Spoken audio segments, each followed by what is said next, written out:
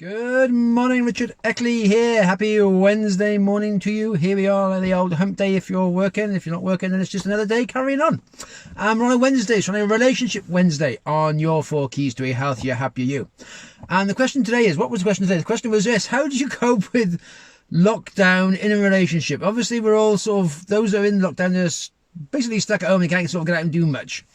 Our relationships are sort of like enhanced, if you like. We feel like there's different sort of areas going off here, and quite often it's quite hard to cope because you're just like, you've got kids at home. You've got to try and do the whole homeschooling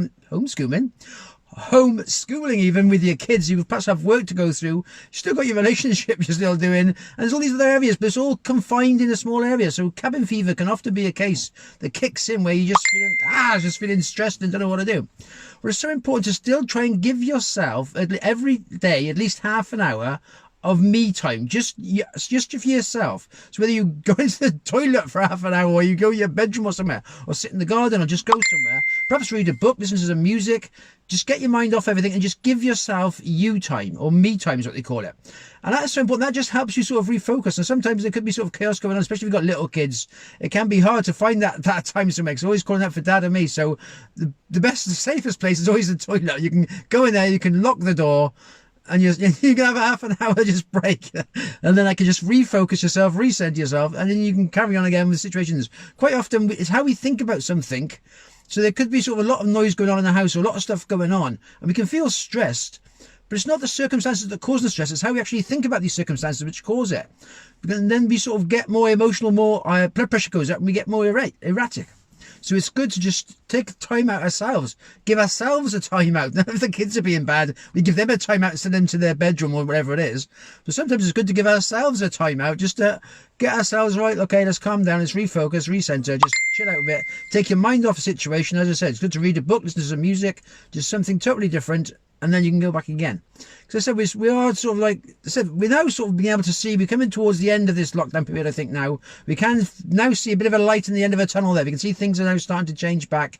Things are going to start to resuming back to normality again slowly. But it's nice to be able to see that tunnel. But it's still got a bit of a way to go, but it's so good. And I heard the same the other day. There's going to be a massive rise in babies with baby booms, or massive rise in divorce rates, depending on how it's gone to this lockdown. It's sort of like enhanced everything together. It's made it all more concentrated, and thought, oh right, yeah, so they've gone really well, or may not have gone quite so good. So yeah, so it's good just to think, oh yes, we're getting there now. We've gone through I think the most part of it, we've gone through that now. There's sort of 5-6 weeks. And I think now it's going to start returning back to normality slowly, be able to go out more, go stuff. We said in the UK here, they're going to do this statement on Sunday. I think they've done it. I don't honestly know, but my opinion is they were going to do it Thursday, but then realised it was the bank holiday on the Friday. And if they relax things on the Thursday, everyone would be out on the Friday with the bank holiday. So they put it back to Sunday, so the bank holiday is gone.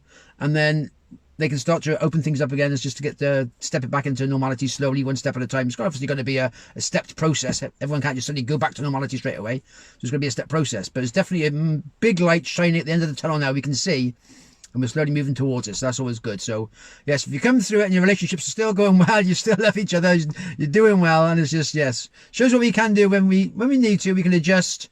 We can adjust to any circumstances. It's surprising how fast you can just take something as a new normality. And once we actually start going back to work again, it's going to be a weird feeling just travelling at work. So I've been lucky in part of the construction work as part of my business. I can still travel to work, but the roads are all empty. And once other people come back on the road again, they're going to have such a shock that they're just going to work again, getting stuck in the traffic again, doing the commute to work again. And they're going to think back, oh, that was an amazing 5-6 weeks I had at home, although you may not feel it at the time. So it's just how we think about things is actually how they are. That's my little thought today. Have yourself a good day today, whatever you're doing. It's a beautiful day, so go outside, just still do your exercises, enjoy the sunshine, and have a good one. All the best for now.